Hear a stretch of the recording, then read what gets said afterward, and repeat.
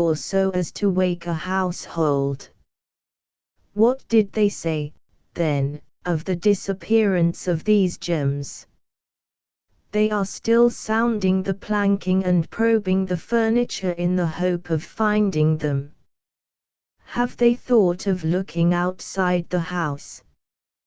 Yes, they have shown extraordinary energy. The whole garden has already been minutely examined. Now, my dear sir, said Holmes, is it not obvious to you now that this matter really strikes very much deeper than either you or the police were at first inclined to think? It appeared to you to be a simple case, to me it seems exceedingly complex. Consider what is involved by your theory. You suppose that your son came down from his bed, went, at great risk, to your dressing room, opened your bureau, took out your coronet, broke off by main force a small portion of it, went off to some other place, concealed 3 gems out of the 39, with such skill that nobody can find them, and then returned with the other 36 into the room in which he exposed himself to the greatest danger of being discovered. I ask you now, is such a theory tenable? But what other is there? Cried the banker with a gesture of despair. If his motives were innocent, why does he not explain them? It is our task to find that out, replied Holmes. So now, if you please, Mr. Holder, we will set off for Streatham together, and devote an hour to glancing a little more closely into details. My friend insisted upon my accompanying them in their expedition, which I was eager enough to do, for my curiosity and sympathy were deeply stirred by the story to which we had listened. I confess that the guilt of the banker's son appeared to me to be as obvious as it did to his unhappy father, but still I had such faith in Holmes' judgment that I felt that there must be some grounds for hope as long as he was dissatisfied with the accepted explanation. He hardly spoke a word the whole way out to the southern suburb, but sat with his chin upon his breast and his hat drawn over his eyes, sunk in the deepest thought. Our client appeared to have taken fresh heart at the little glimpse of hope which had been presented to him, and he even broke into a desultory chat with me over his business affairs. A short railway journey and a shorter walk brought us to Fairbank, the modest residence of the great financier. Fairbank was a good-sized square house of white stone, standing back a little from the road. A double carriage sweep, with a snow-clad lawn, stretched down in front to 2 large iron gates which closed the entrance. On the right side was a small wooden thicket, which led into a narrow path between 2 neat hedges stretching from the road to the kitchen door, and forming the tradesman's entrance. On the left ran a lane which led to the stables, and was not itself within the grounds at all, being a public, though little used, thoroughfare. Holmes left us standing at the door and walked slowly all round the house, across the front, down the tradesman's path, and so round by the garden behind into the stable lane. So long was he that Mr. Holder and I went into the dining room and waited by the fire until he should return. We were sitting there in silence when the door opened and a young lady came in. She was rather above the middle height, slim, with dark hair and eyes, which seemed the darker against the absolute pallor of her skin. I do not think that I have ever seen such deadly paleness in a woman's face. Her lips, too, were bloodless, but her eyes were flushed with crying. As she swept silently into the room, she impressed me with a greater sense of grief than the banker had done in the morning, and it was the more striking in her as she was evidently a woman of strong character, with immense capacity for self-restraint. Disregarding my presence, she went straight to her uncle and passed her hand over his head with a sweet womanly caress. "You have given orders that Arthur should be liberated, have you not, Dad?" she asked. "No, no, my girl, the matter must be probed to the bottom. But I am so sure that he is innocent. You know what women's instincts are. I know that he has done no harm and that you will be sorry for having acted so harshly. Why is he silent, then, if he is innocent? Who knows? Perhaps because he was so angry that you should suspect him." "How could I help suspecting him, when I actually saw him with the coronet in his hand?" "Oh, but he had only picked it up to look at it." "Oh, do take my word for it that he is innocent. Let the matter drop and say no more. It is so dreadful to think of our dear Arthur in prison. I shall never let it drop until the gems are found, never, Mary. Your affection for Arthur blinds you as to the awful consequences to me. Far from hushing the thing up, I have brought a gentleman down from London to inquire more deeply into it." "This gentleman?" she asked, facing round to me. "No, his friend. He wished us to leave him alone. He is round in the stable lane now." "The stable lane?" She raised her dark eyebrows. "What can he hope to find there?"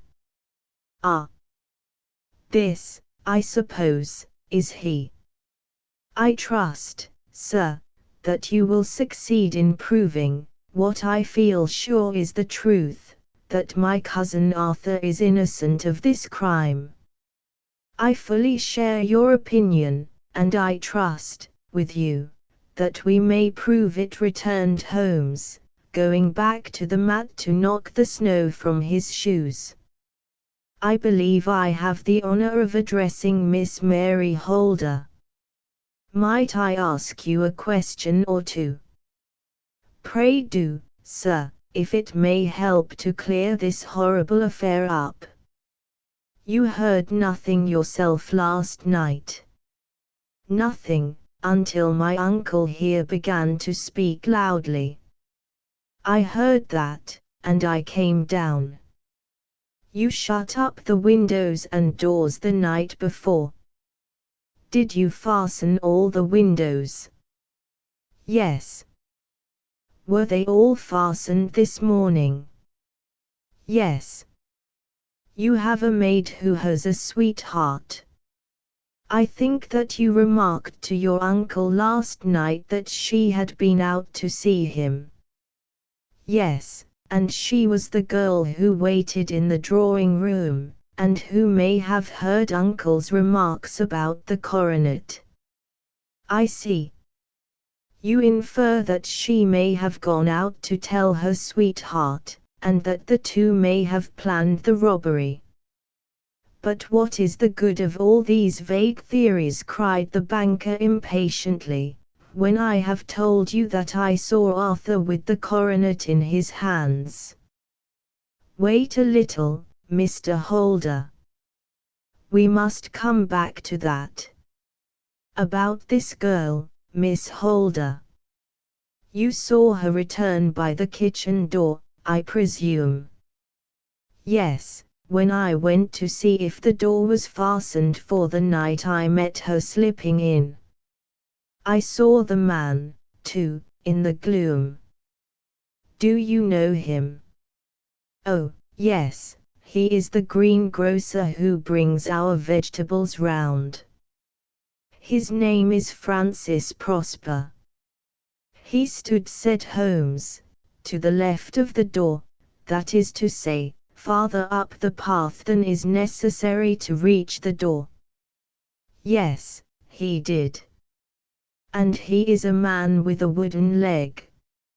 Something like fear sprang up in the young lady's expressive black eyes. Why, you are like a magician, said she. How do you know that? She smiled, but there was no answering smile in Holmes' thin, eager face. I should be very glad now to go upstairs, said he. I shall probably wish to go over the outside of the house again. Perhaps I had better take a look at the lower windows before I go up. He walked swiftly round from one to the other, pausing only at the large one which looked from the hall onto the stable lane. This he opened and made a very careful examination of the sill with his powerful magnifying lens. Now we shall go upstairs, said he at last. The banker's dressing room was a plainly furnished little chamber, with a grey carpet, a large bureau, and a long mirror.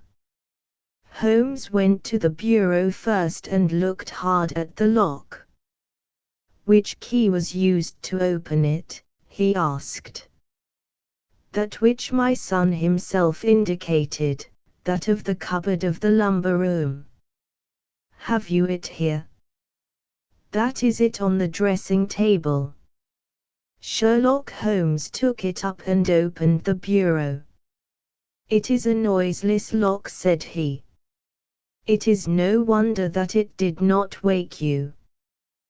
This case, I presume, contains the coronet. We must have a look at it. He opened the case, and taking out the diadem he laid it upon the table. It was a magnificent specimen of the jeweller's art, and the 36 stones were the finest that I have ever seen. At one side of the coronet was a cracked edge, where a corner holding 3 gems had been torn away. Now, Mr. Holder, said Holmes, here is the corner which corresponds to that which has been so unfortunately lost. Might I beg that you will break it off? The banker recoiled in horror. I should not dream of trying, said he. Then I will. Holmes suddenly bent his strength upon it, but without result. I feel it give a little, said he, but, though I am exceptionally strong in the fingers, it would take me all my time to break it. An ordinary man could not do it. Now, what do you think would happen if I did break it, Mr. Holder? There would be a noise like a pistol shot. Do you tell me that all this happened within a few yards of your bed and that you heard nothing of it? I do not know what to think. It is all dark to me. But perhaps it may grow lighter as we go. What do you think, Miss Holder? I confess that I still share my uncle's perplexity. Your son had no shoes or slippers on when you saw him. He had nothing on save only his trousers and shirt. Thank you. We have certainly been favored with extraordinary luck during this inquiry, and it will be entirely our own fault if we do not succeed in clearing the matter up.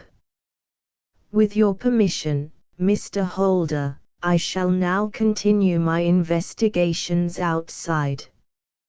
He went alone, at his own request, for he explained that any unnecessary footmarks might make his task more difficult. for an hour or more he was at work, returning at last with his feet heavy with snow and his features as inscrutable as ever.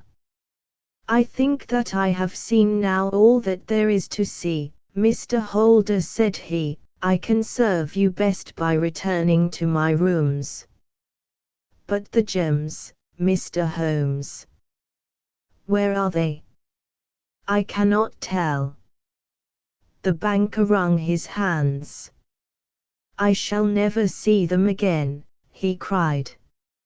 "And my son? You give me hopes." "My opinion is in no way altered." "Then, for God's sake, what was this dark business which was acted in my house last night? If you can call upon me at my Baker Street rooms tomorrow morning between 9 and 10, I shall be happy to do what I can to make it clearer. I understand that you give me carte blanche to act for you, provided only that I get back the gems, and that you place no limit on the sum I may draw. I would give my fortune to have them back." "Very good. I shall look into the matter between this and then. Goodbye. It is just possible that I may have to come over here again before evening." It was obvious to me that my companion's mind was now made up about the case, although what his conclusions were was more than I could even dimly imagine. Several times during our homeward journey I endeavored to sound him upon the point, but he always glided away to some other topic, until at last I gave it over in despair. It was not yet 3 when we found ourselves in our rooms once more. He hurried to his chamber and was down again in a few minutes, dressed as a common loafer. With his collar turned up, his shiny, seedy coat, his red cravat, and his worn boots, he was a perfect sample of the class. "I think that this should do," said he, glancing into the glass above the fireplace. "I only wish that you could come with me, Watson, but I fear that it won't do. I may be on the trail in this matter, or I may be following a will-o'-the-wisp, but I shall soon know which it is. I hope that I may be back in a few hours." He cut a slice of beef from the joint upon the sideboard, sandwiched it between 2 rounds of bread, and thrusting this rude meal into his pocket he started off upon his expedition. I had just finished my tea when he returned, evidently in excellent spirits, swinging an old elastic-sided boot in his hand. He chucked it down into a corner and helped himself to a cup of tea. "I only looked in as I passed," said he. "I am going right on." "Where to?" "Oh, to the other side of the West End. It may be some time before I get back. Don't wait up for me in case I should be late." "How are you getting on?" "Oh, so. Nothing to complain of. I have been out to Streatham since I saw you last, but I did not call at the house.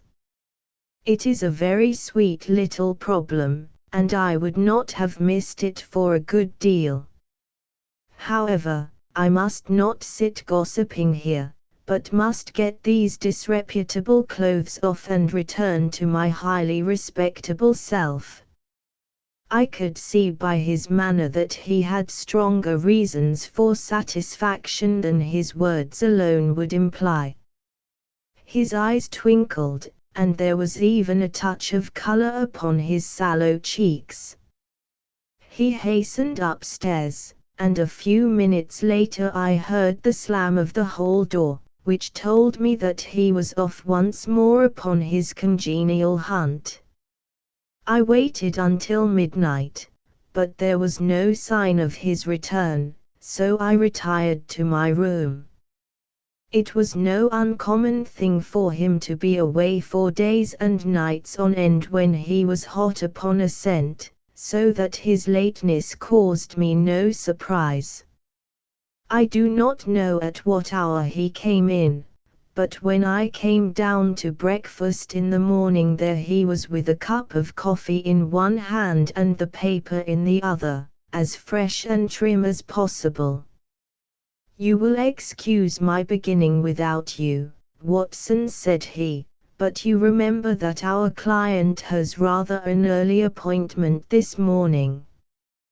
"Why, it is after 9 now," I answered. "I should not be surprised if that were he. I thought I heard a ring."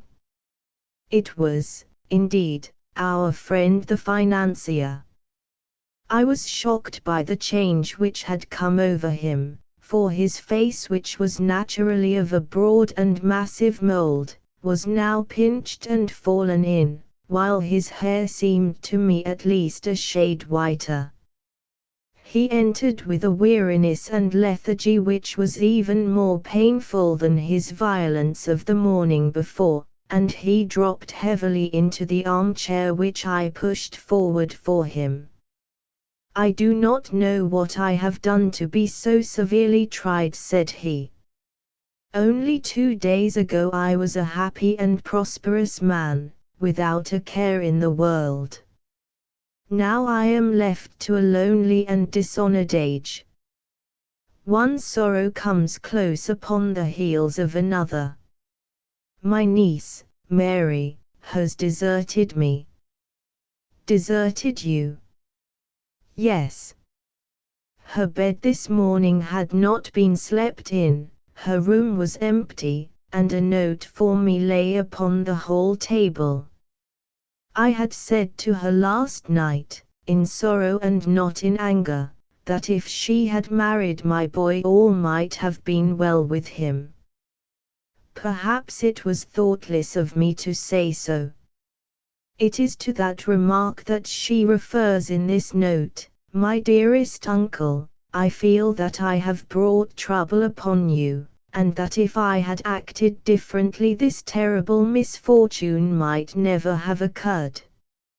I cannot, with this thought in my mind, ever again be happy under your roof, and I feel that I must leave you forever. Do not worry about my future, for that is provided for, and, above all, do not search for me, for it will be fruitless labor and an ill service to me. In life or in death, I am ever your loving, Mary."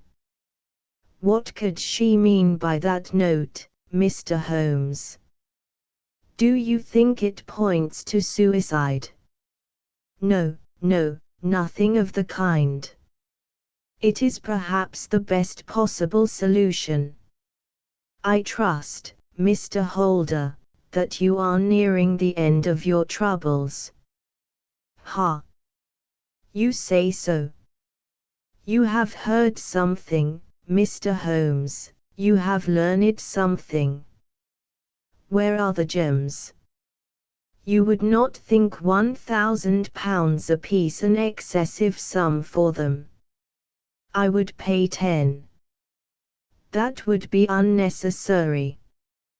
3,000 will cover the matter. And there is a little reward, I fancy. Have you your cheque-book? Here is a pen. Better make it out for £4,000. With a dazed face the banker made out the required cheque. Holmes walked over to his desk, took out a little triangular piece of gold with 3 gems in it, and threw it down upon the table. With a shriek of joy our client clutched it up. "You have it," he gasped. "I am saved. I am saved." The reaction of joy was as passionate as his grief had been, and he hugged his recovered gems to his bosom. "There is one other thing you owe, Mr. Holder," said Sherlock Holmes rather sternly. "Oh." He caught up a pen. "Name the sum, and I will pay it." "No, the debt is not to me. You owe a very humble apology to that noble lad, your son, who has carried himself in this matter as I should be proud to see my own son do, should I ever chance to have one." "Then it was not Arthur who took them?"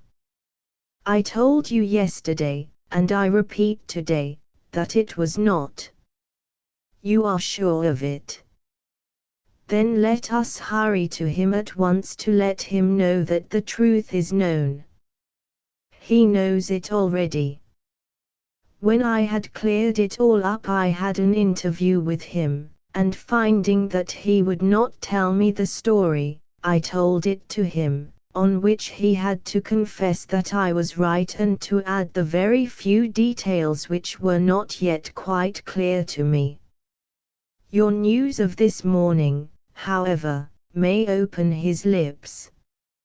For heaven's sake, tell me, then, what is this extraordinary mystery?" "I will do so, and I will show you the steps by which I reached it.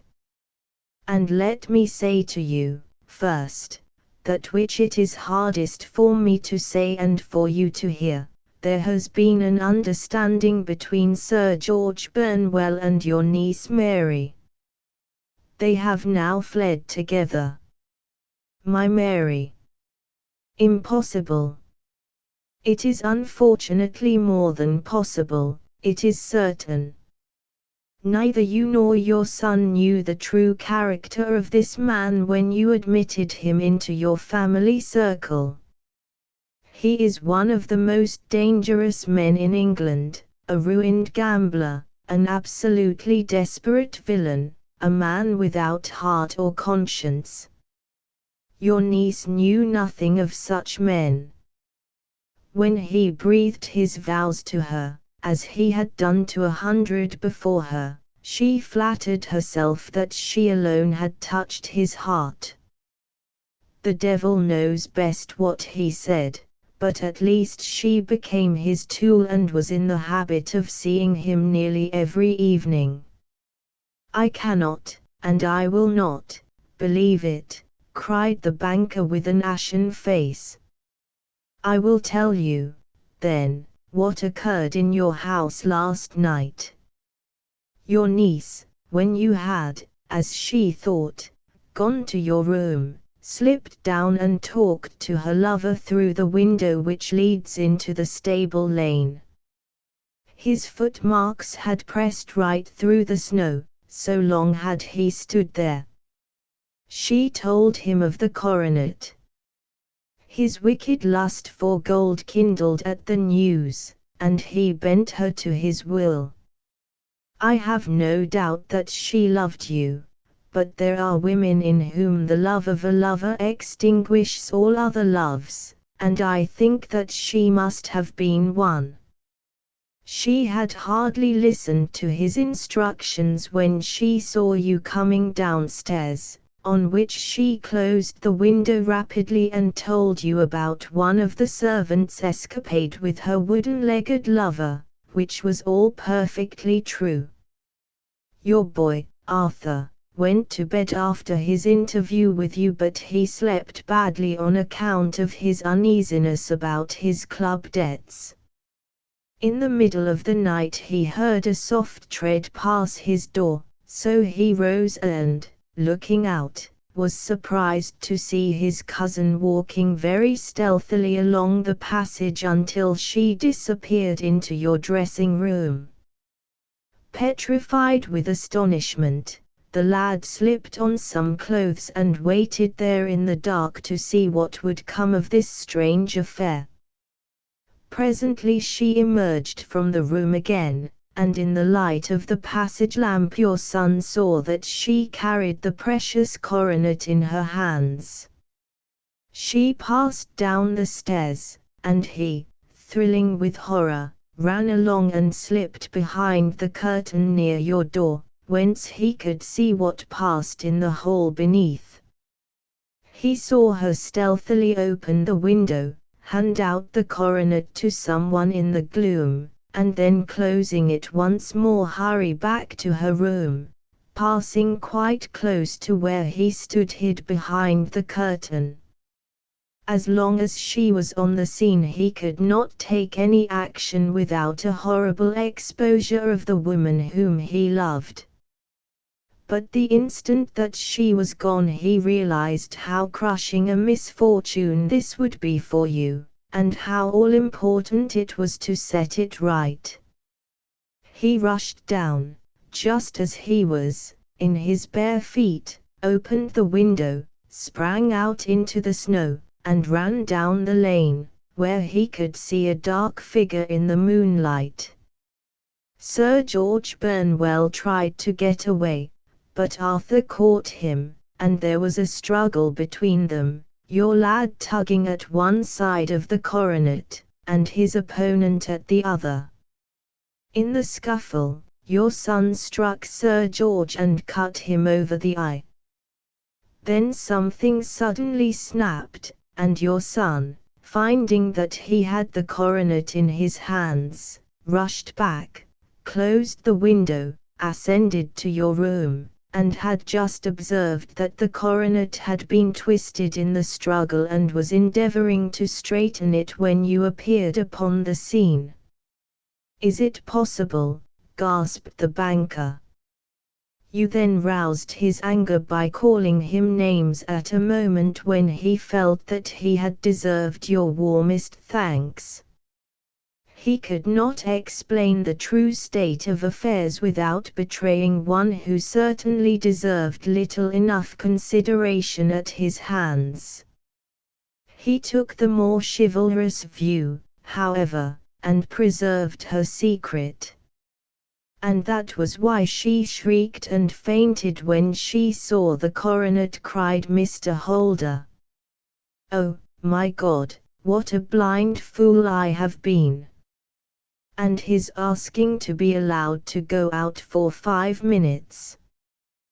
The dear fellow wanted to see if the missing piece were at the scene of the struggle. How cruelly I have misjudged him!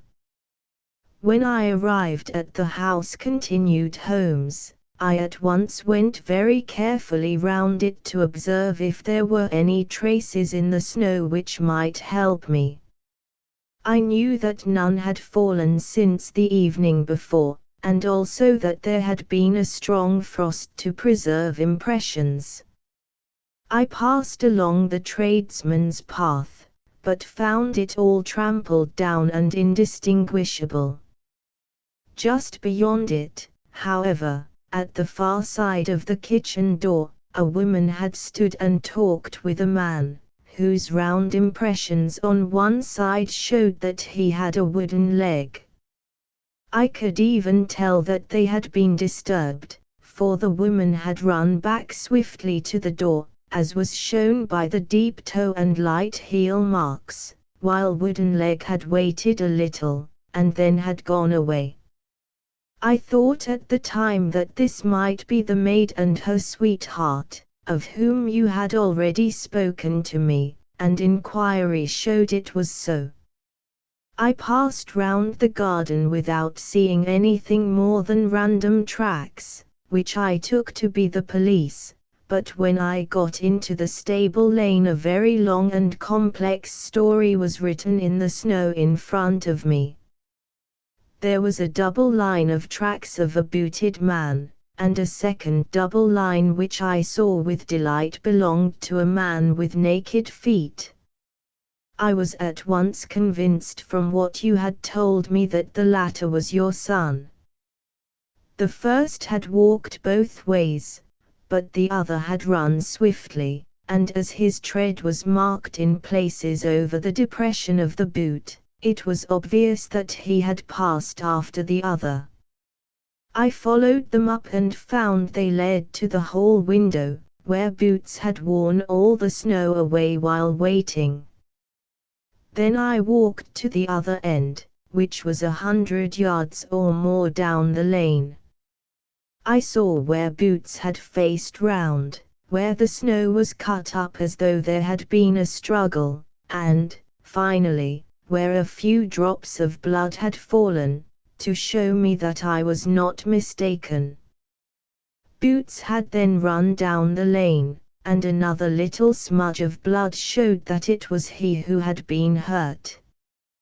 When he came to the high road at the other end, I found that the pavement had been cleared, so there was an end to that clue.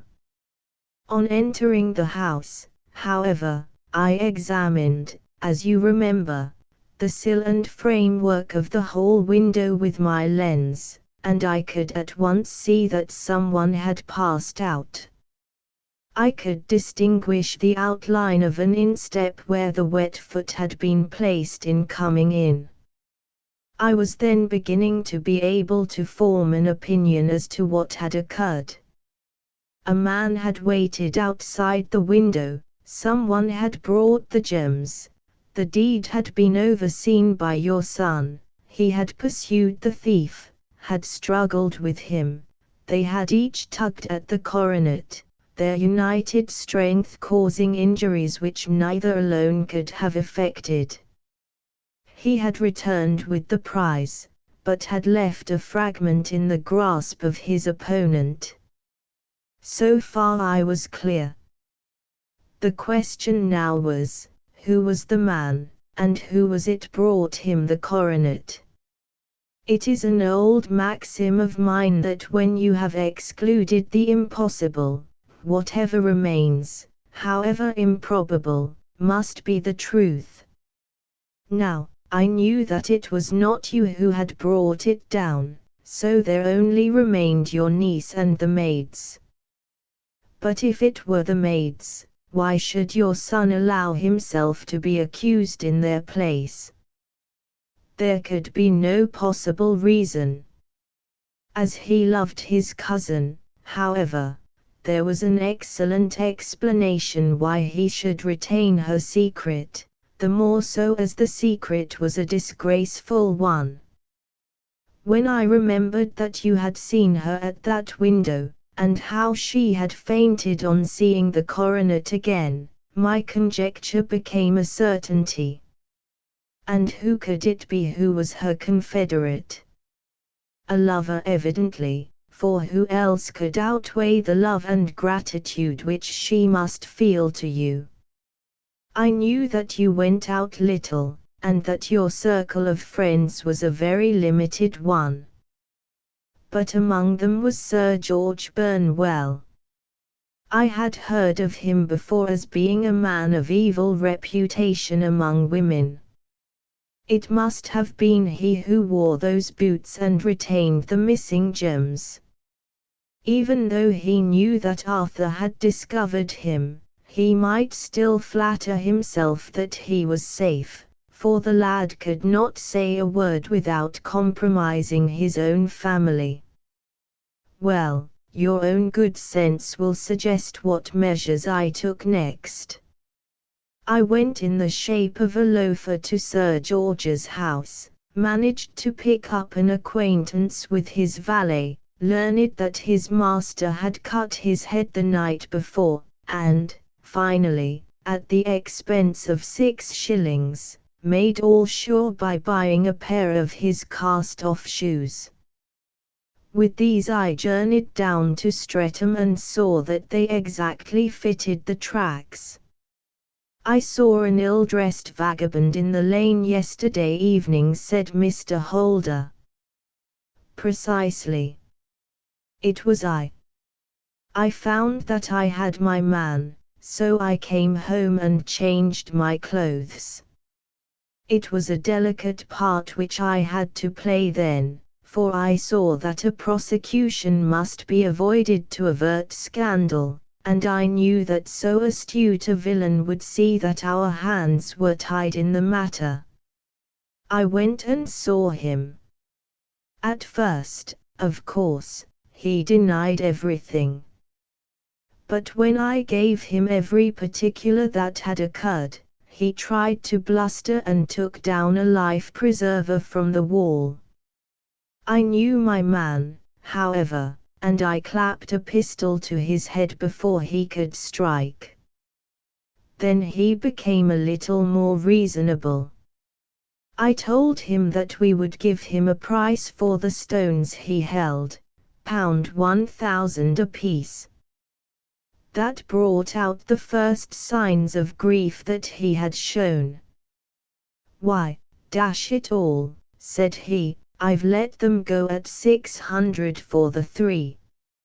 I soon managed to get the address of the receiver who had them, on promising him that there would be no prosecution.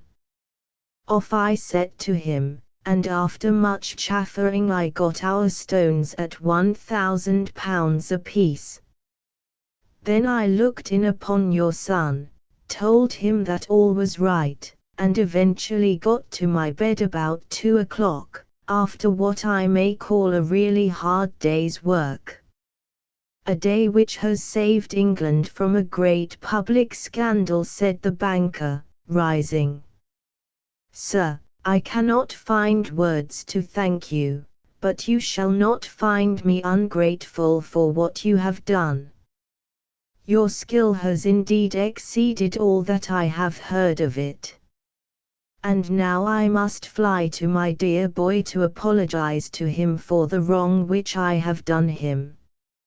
As to what you tell me of poor Mary, it goes to my very heart. Not even your skill can inform me where she is now. I think that we may safely say," returned Holmes, "that she is wherever Sir George Burnwell is. It is equally certain, too, that whatever her sins are, they will soon receive a more than sufficient punishment." 12. The Adventure of the Copper Beeches. "To the man who loves art for its own sake," remarked Sherlock Holmes, tossing aside the advertisement sheet of the Daily Telegraph, "it is frequently in its least important and lowliest manifestations that the keenest pleasure is to be derived. It is pleasant to me to observe, Watson, that you have so far grasped this truth, that in these little records of our cases which you have been good enough to draw up, and, I am bound to say, occasionally to embellish, you have given prominence not so much to the many causes célèbres and sensational trials in which I have figured, but rather to those incidents which may have been trivial in themselves, but which have given room for those faculties of deduction and of logical synthesis which I have made my special province. And yet," said I, smiling, "I cannot quite hold myself absolved from the charge of sensationalism which has been urged against my records."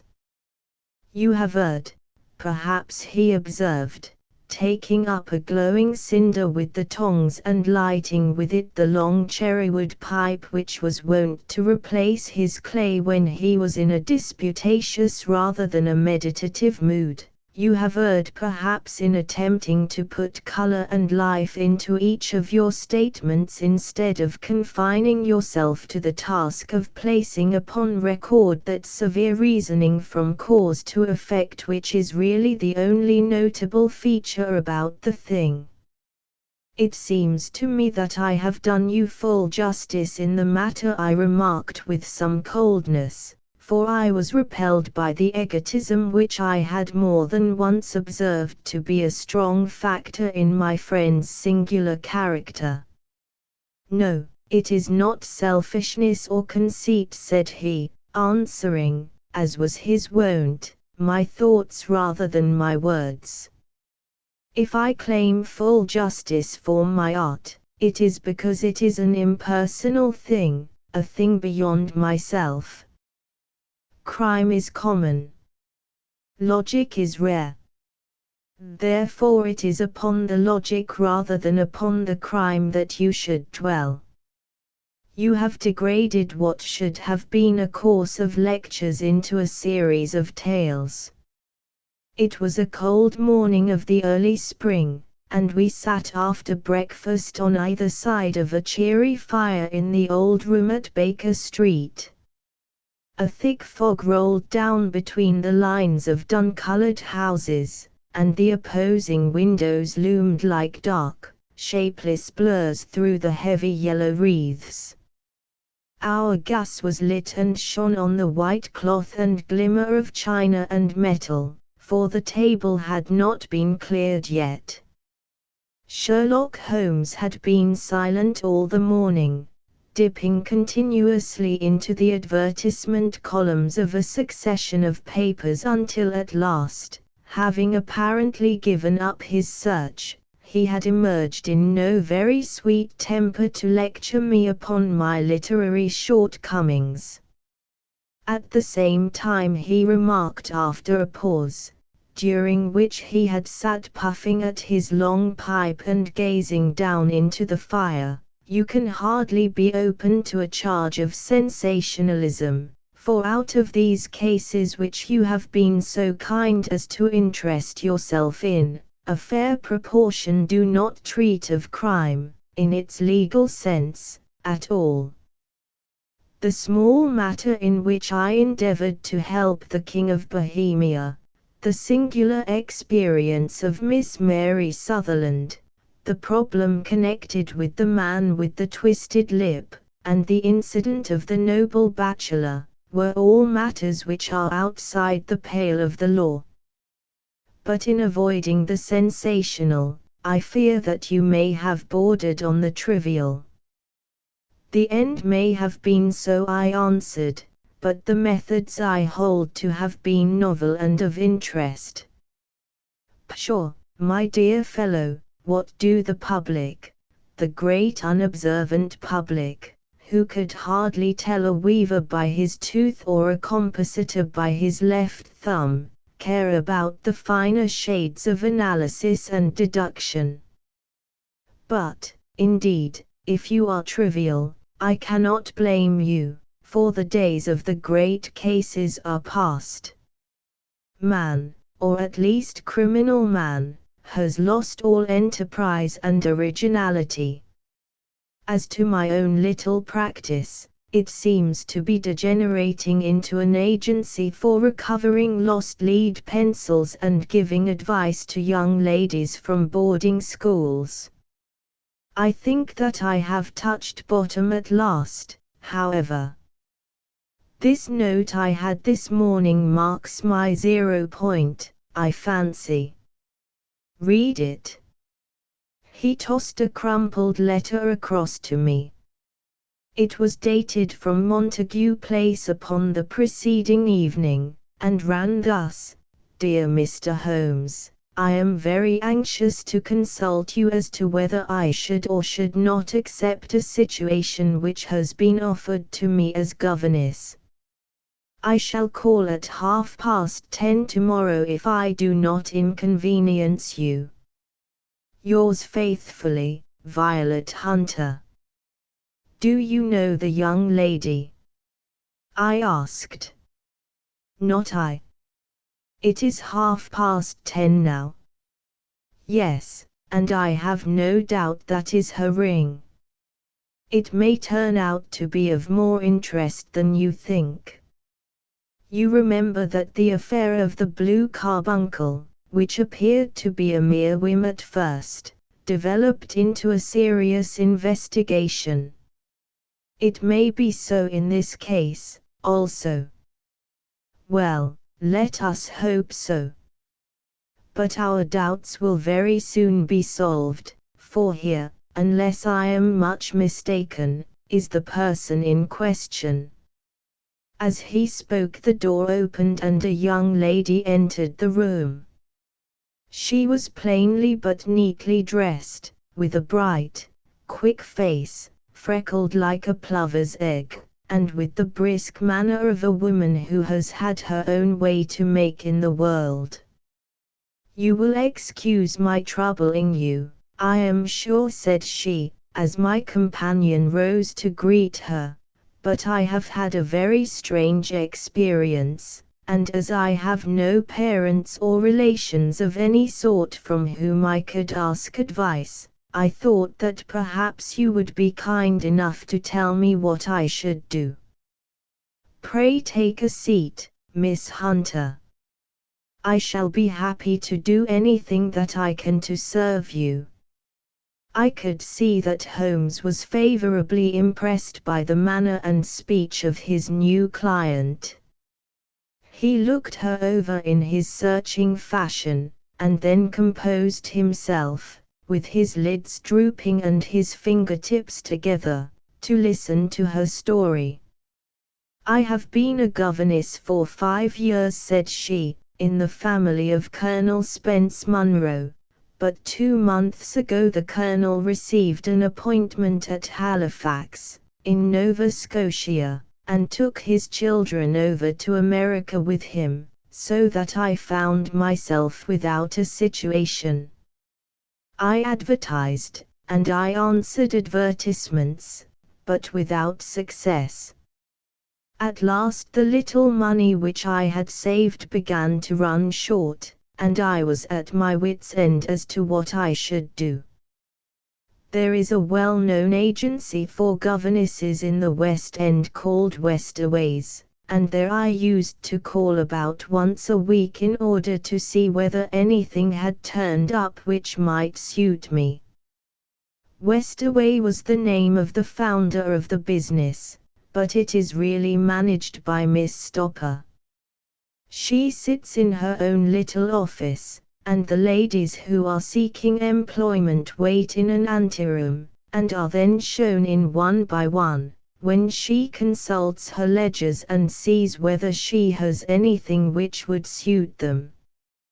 Well, when I called last week I was shown into the little office as usual, but I found that Miss Stopper was not alone. A prodigiously stout man with a very smiling face and a great heavy chin which rolled down in fold upon fold over his throat sat at her elbow with a pair of glasses on his nose, looking very earnestly at the ladies who entered. As I came in he gave quite a jump in his chair and turned quickly to Miss Stopper. "That will do," said he, "I could not ask for anything better." "Capital! Capital!" He seemed quite enthusiastic and rubbed his hands together in the most genial fashion. He was such a comfortable-looking man that it was quite a pleasure to look at him. "You are looking for a situation, miss?" he asked. "Yes, sir." "As governess?" "Yes, sir." "And what salary do you ask?" "I had £4 a month in my last place with Colonel Spence Munro." "Oh, tut, tut, sweating, rank sweating," he cried, throwing his fat hands out into the air like a man who is in a boiling passion. "How could anyone offer so pitiful a sum to a lady with such attractions and accomplishments?" "My accomplishments, sir, may be less than you imagine," said I. "A little French, a little German, music, and drawing." "Tut, tut," he cried. "This is all quite beside the question. The point is, have you or have you not the bearing and deportment of a lady? There it is in a nutshell.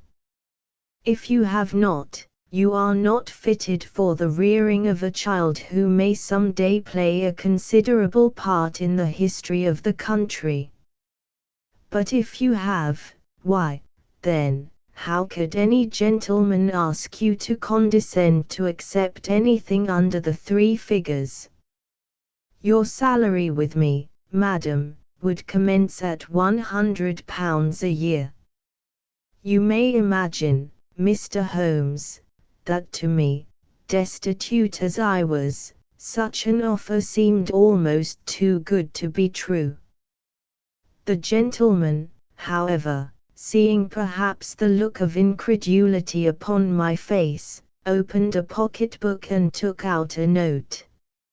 "It is also my custom," said he, smiling in the most pleasant fashion until his eyes were just two little shining slits amid the white creases of his face, "to advance to my young ladies half their salary beforehand, so that they may meet any little expenses of their journey and their wardrobe."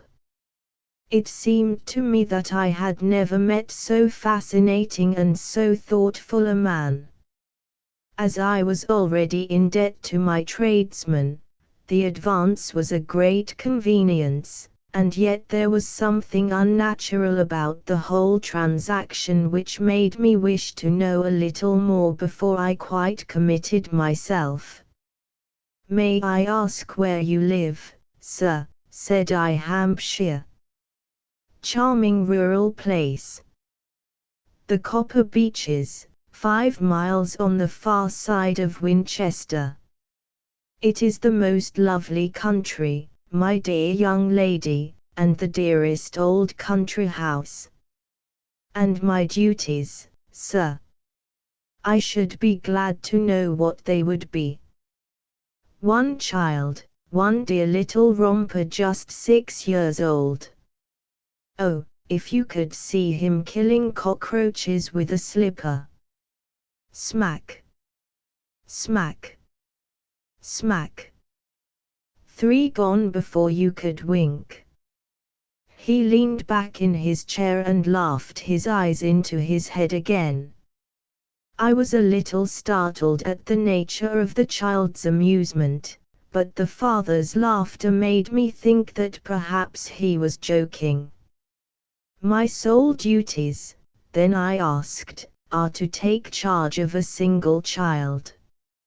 "No, no, not the sole, not the sole, my dear young lady," he cried. "Your duty would be, as I am sure your good sense would suggest, to obey any little commands my wife might give, provided always that they were such commands as a lady might with propriety obey. You see no difficulty, Herr? I should be happy to make myself useful." "Quite so. In dress now, for example. We are faddy people, you know, faddy but kind-hearted. If you were asked to wear any dress which we might give you, you would not object to our little whim." "Herr?" "No," said I, considerably astonished at his words. "Or to sit here, or sit there, that would not be offensive to you?" "Oh, no." "Or to cut your hair quite short before you come to us?" I could hardly believe my ears. "As you may observe, Mr. Holmes, my hair is somewhat luxuriant, and of a rather peculiar tint of chestnut. It has been considered artistic. I could not dream of sacrificing it in this off-hand fashion." "I am afraid that is quite impossible," said I. He had been watching me eagerly out of his small eyes, and I could see a shadow pass over his face as I spoke. "I am afraid that it is quite essential," said he. "It is a little fancy of my wife's, and ladies' fancies, you know, madam, ladies' fancies must be consulted." "And so you won't cut your hair?"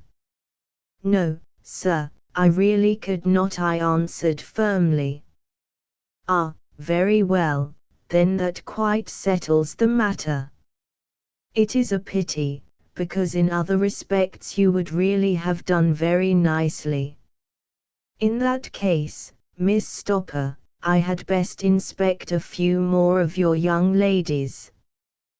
The manageress had sat all this while busy with her papers without a word to either of us, but she glanced at me now with so much annoyance upon her face that I could not help suspecting that she had lost a handsome commission through my refusal. "Do you desire your name to be kept upon the books?" she asked. "If you please, Miss Stopper." "Well, really, it seems rather useless, since you refuse the most excellent offers in this fashion," said she sharply. "You can hardly expect us to exert ourselves to find another such opening for you. Good day to you, Miss Hunter." She struck a gong upon the table, and I was shown out by the page. Well, Mr. Holmes, when I got back to my lodgings and found little enough in the cupboard, and 2 or 3 bills upon the table, I began to ask myself whether I had not done a very foolish thing. After all, if these people had strange fads and expected obedience on the most extraordinary matters, they were at least ready to pay for their eccentricity. Very few governesses in England are getting £100 a year. Besides, what use was my hair to me? Many people are improved by wearing it short, and perhaps I should be among the number. Next day I was inclined to think that I had made a mistake, and by the day after I was sure of it. I had almost overcome my pride so far as to go back to the agency and inquire whether the place was still open when I received this letter from the gentleman himself. I have it here and I will read it to you. The Copper Beeches, near Winchester. Dear Miss Hunter, Miss Stopper has very kindly given me your address, and I write from here to ask you whether you have reconsidered your decision. My wife is very anxious that you should come, for she has been much attracted by my description of you. We are willing to give £30 a quarter, or £120 a year, so as to recompense you for any little inconvenience which our fads may cause you. They are not very exacting, after all. My wife is fond of a particular shade of electric blue and would like you to wear such a dress indoors in the morning. You need not, however, go to the expense of purchasing one, as we have one belonging to my dear daughter Alice, now in Philadelphia, which would, I should think, fit you very well. Then, as to sitting here or there, or amusing yourself in any manner indicated, that need cause you no inconvenience. As regards your hair, it is no doubt a pity, especially as I could not help remarking its beauty during our short interview, but I am afraid that I must remain firm upon this point, and I only hope that the increased salary may recompense you for the loss. Your duties, as far as the child is concerned, are very light. Now do try to come, and I shall meet you with the dog-cart at Winchester. Let me know your train. Yours faithfully, Jeffro Rucastle. That is the letter which I have just received, Mr. Holmes, and my mind is made up that I will accept it. I thought, however, that before taking the final step I should like to submit the whole matter to your consideration. Well, Miss Hunter, if your mind is made up, that settles the question, said Holmes, smiling. But you would not advise me to refuse. I confess that it is not the situation which I should like to see a sister of mine apply for. What is the meaning of it all, Mr. Holmes? I have no data. I cannot tell. Perhaps you have yourself formed some opinion. Well, there seems to me to be only one possible solution. Mr. Rucastle seemed to be a very kind, good-natured man. Is it not possible that his wife is a lunatic, that he desires to keep the matter quiet for fear she should be taken to an asylum, and that he humors her fancies in every way in order to prevent an outbreak?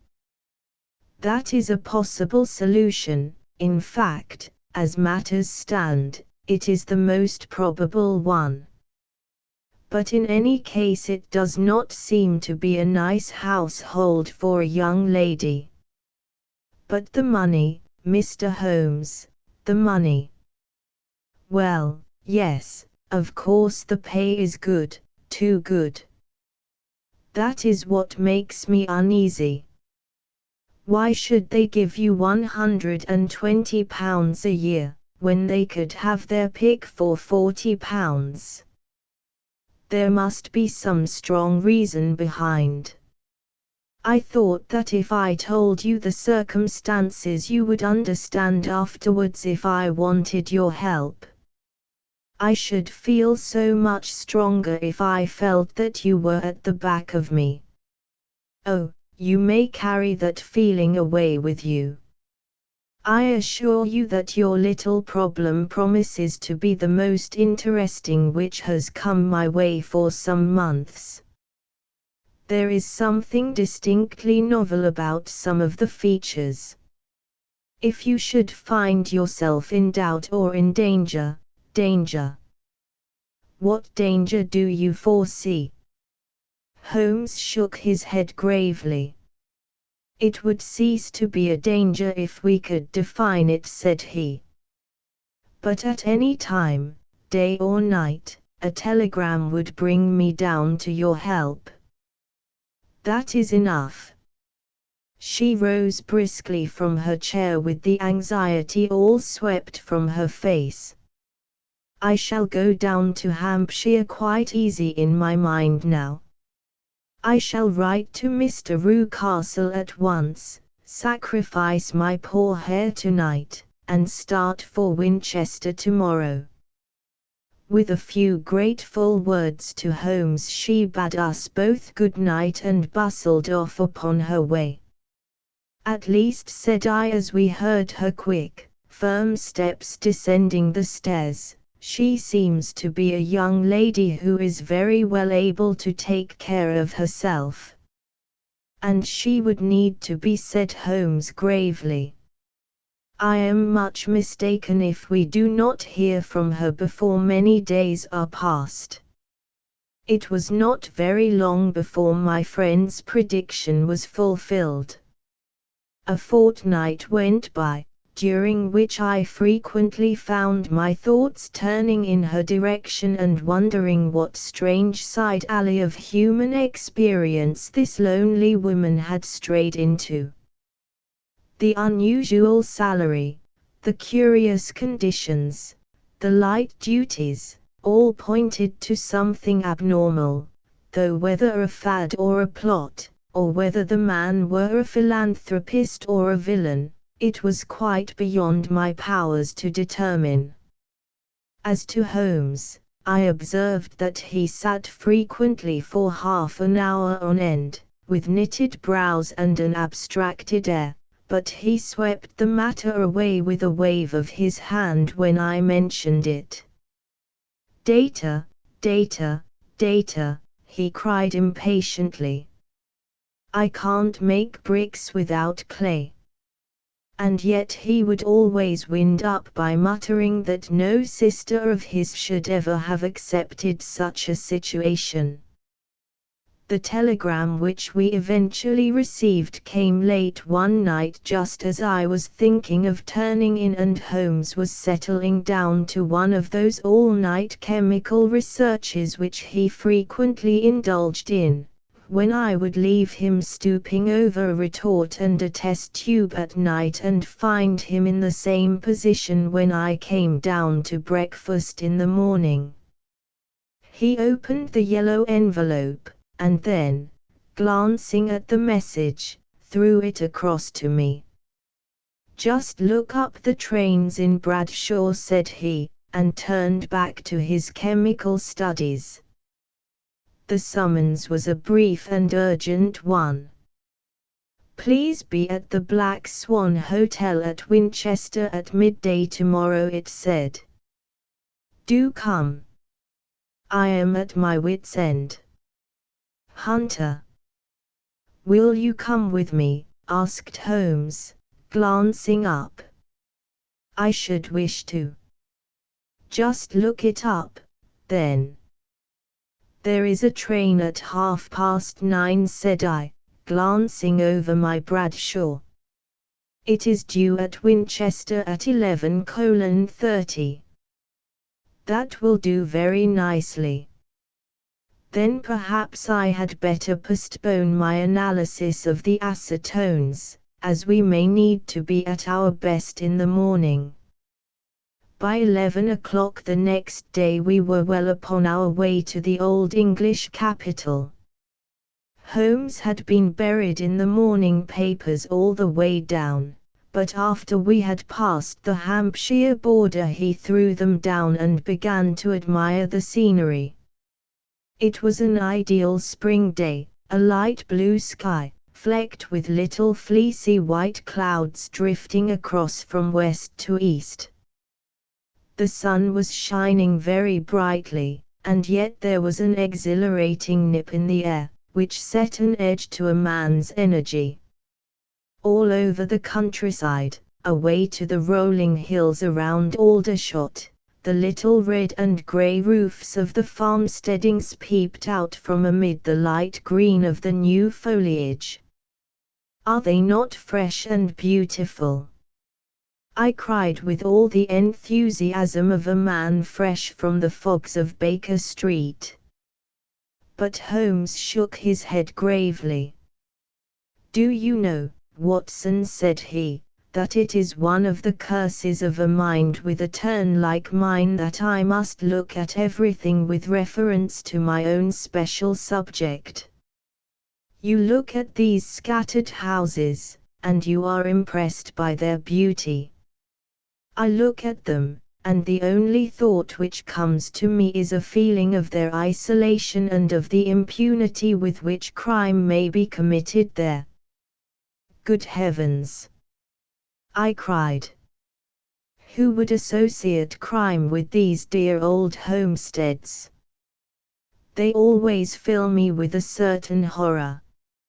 It is my belief, Watson, founded upon my experience, that the lowest and vilest alleys in London do not present a more dreadful record of sin than does the smiling and beautiful countryside. You horrify me. But the reason is very obvious.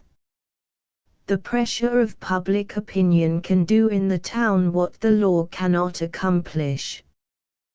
There is no lane so vile that the scream of a tortured child, or the thud of a drunkard's blow, does not beget sympathy and indignation among the neighbors, and then the whole machinery of justice is ever so close that a word of complaint can set it going, and there is but a step between the crime and the dock.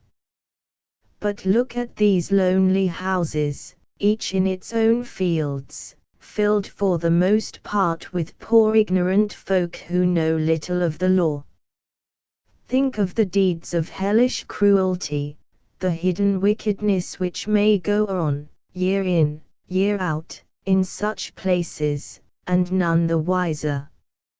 Had this lady who appeals to us for help gone to live in Winchester, I should never have had a fear for her. It is the 5 miles of country which makes the danger. Still, it is clear that she is not personally threatened. No.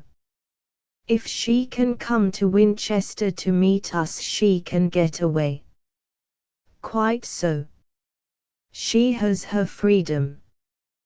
What can be the matter, then? Can you suggest no explanation?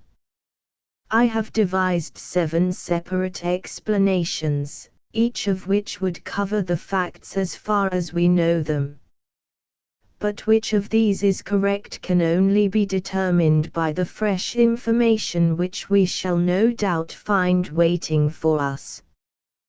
Well, there is the tower of the cathedral, and we shall soon learn all that Miss Hunter has to tell.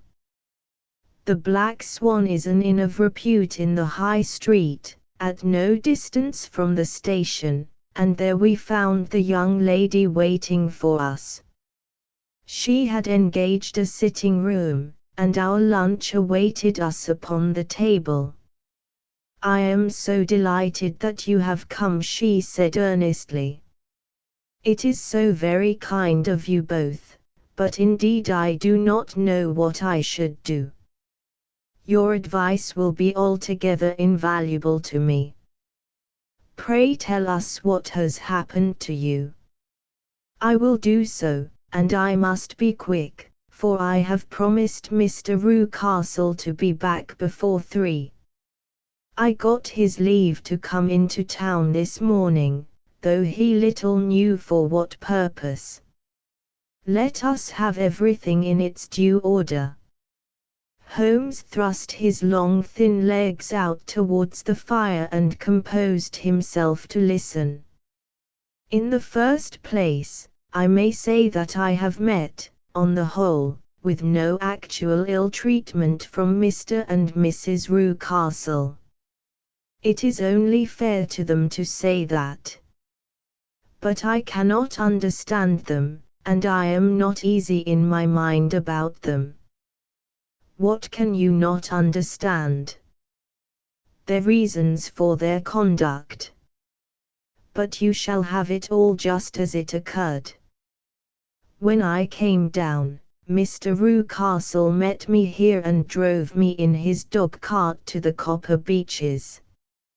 It is, as he said, beautifully situated, but it is not beautiful in itself, for it is a large square block of a house, whitewashed, but all stained and streaked with damp and bad weather. There are grounds round it, woods on 3 sides, and on the 4th a field which slopes down to the Southampton High Road, which curves past about 100 yards from the front door. This ground in front belongs to the house, but the woods all round are part of Lord Southerton's preserves. A clump of copper beeches immediately in front of the hall door has given its name to the place. I was driven over by my employer, who was as amiable as ever, and was introduced by him that evening to his wife and the child. There was no truth, Mr. Holmes, in the conjecture which seemed to us to be probable in your rooms at Baker Street. Mrs. Rucastle is not mad. I found her to be a silent, pale-faced woman, much younger than her husband, not more than 30, I should think, while he can hardly be less than 45. From their conversation I have gathered that they have been married about 7 years, that he was a widower, and that his only child by the first wife was the daughter who has gone to Philadelphia. Mr. Rucastle told me in private that the reason why she had left them was that she had an unreasoning aversion to her stepmother. As the daughter could not have been less than 20, I can quite imagine that her position must have been uncomfortable with her father's young wife. Mrs. Rucastle seemed to me to be colorless in mind as well as in feature. She impressed me neither favorably nor the reverse. She was an nonentity. It was easy to see that she was passionately devoted both to her husband and to her little son. Her light grey eyes wandered continually from one to the other, noting every little want and forestalling it if possible. He was kind to her also in his bluff, boisterous fashion, and on the whole they seemed to be a happy couple. And yet she had some secret sorrow, this woman. She would often be lost in deep thought, with the saddest look upon her face. More than once I have surprised her in tears. I have thought sometimes that it was the disposition of her child which weighed upon her mind, for I have never met so utterly spoiled and so ill-natured a little creature. He is small for his age, with a head which is quite disproportionately large. His whole life appears to be spent in an alternation between savage fits of passion and gloomy intervals of sulking. Giving pain to any creature weaker than himself seems to be his one idea of amusement, and he shows quite remarkable talent in planning the capture of mice, little birds, and insects. But I would rather not talk about the creature, Mr. Holmes, and, indeed, he has little to do with my story. I am glad of all details, remarked my friend, whether they seem to you to be relevant or not. I shall try not to miss anything of importance. The one unpleasant thing about the house, which struck me at once, was the appearance and conduct of the servants. There are only two, a man and his wife. Tola, for that is his name, is a rough, uncouth man, with grizzled hair and whiskers, and a perpetual smell of drink. Twice since I have been with them he has been quite drunk, and yet Mr. Rucastle seemed to take no notice of it. His wife is a very tall and strong woman with a sour face, as silent as Mrs. Rucastle and much less amiable. They are a most unpleasant couple, but fortunately I spend most of my time in the nursery and my own room, which are next to each other in one corner of the building. For 2 days after my arrival at the Copper Beeches my life was very quiet. On the third, Mrs. Rucastle came down just after breakfast and whispered something to her husband. "Oh, yes," said he, turning to me, "we are very much obliged to you, Miss Hunter, for falling in with our whims so far as to cut your hair.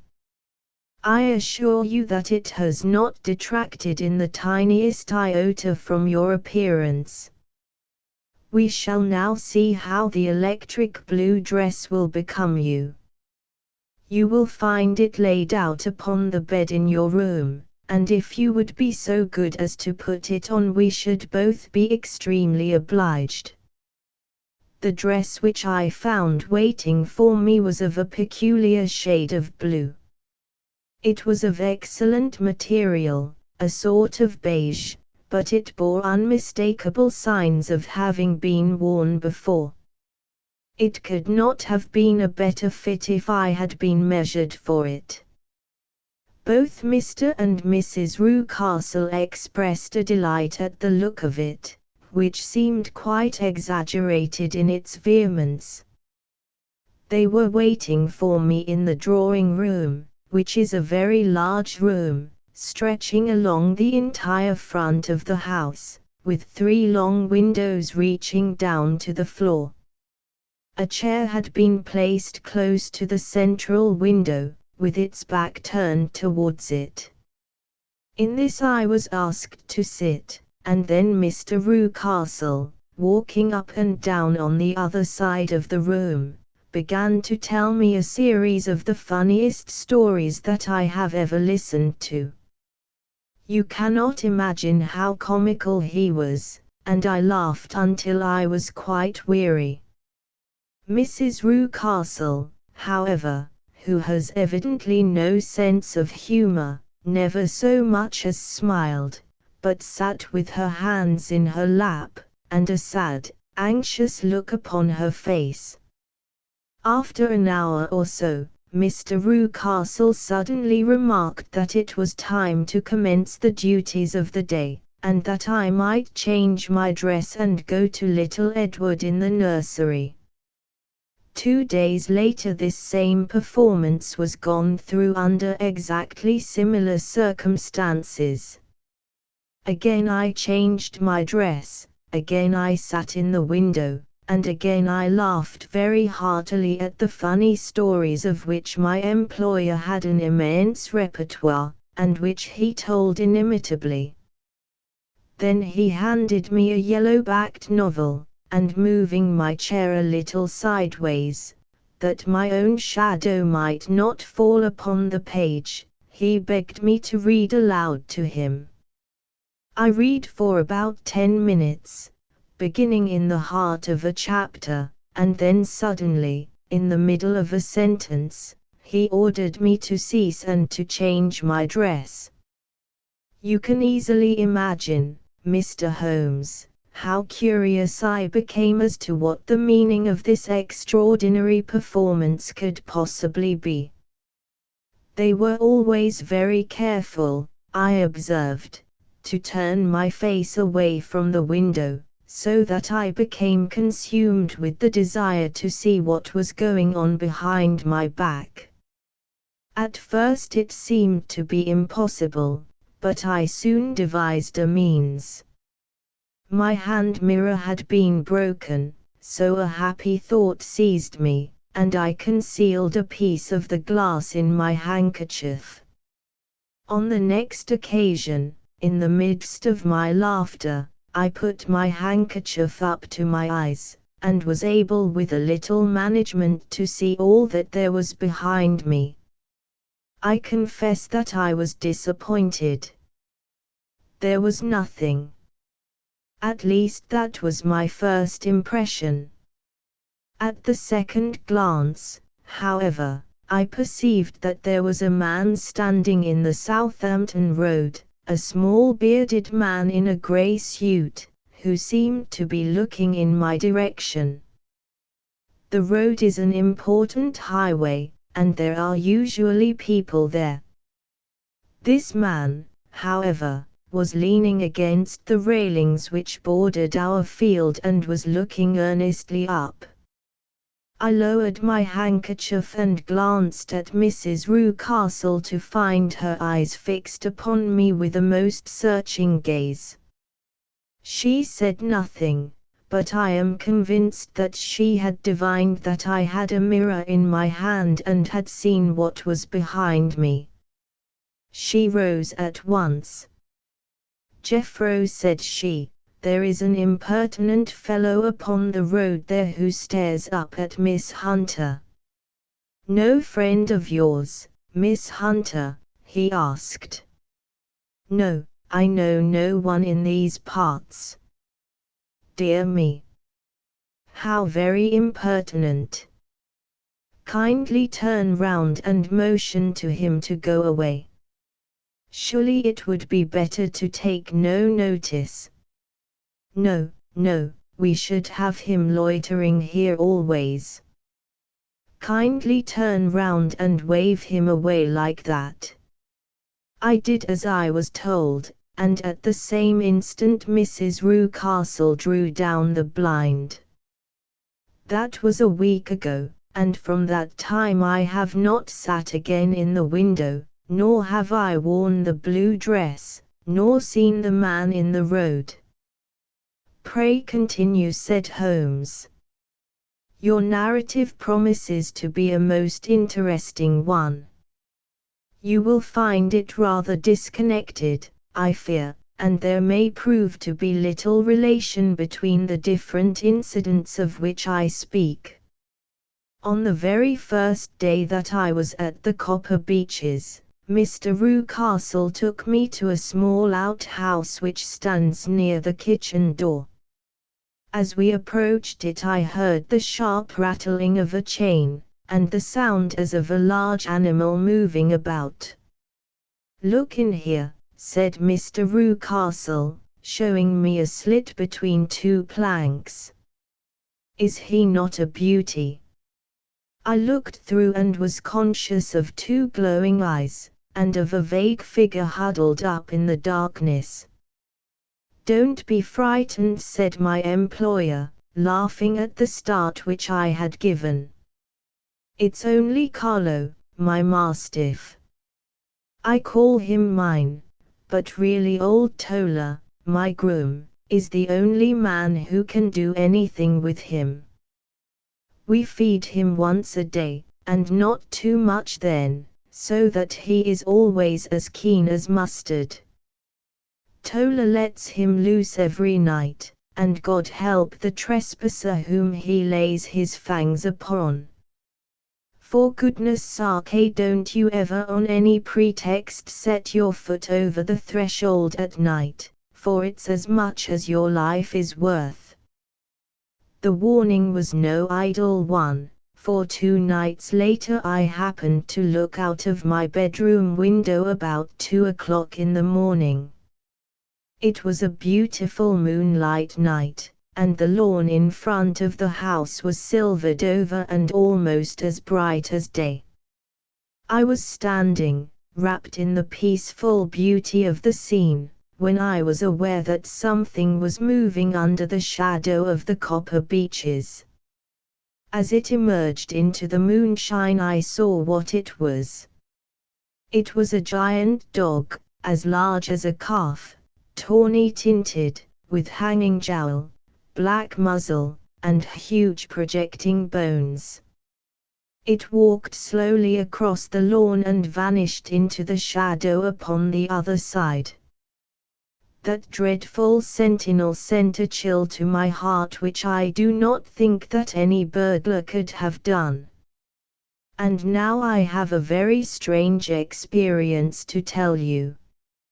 I had, as you know, cut off my hair in London, and I had placed it in a great coil at the bottom of my trunk.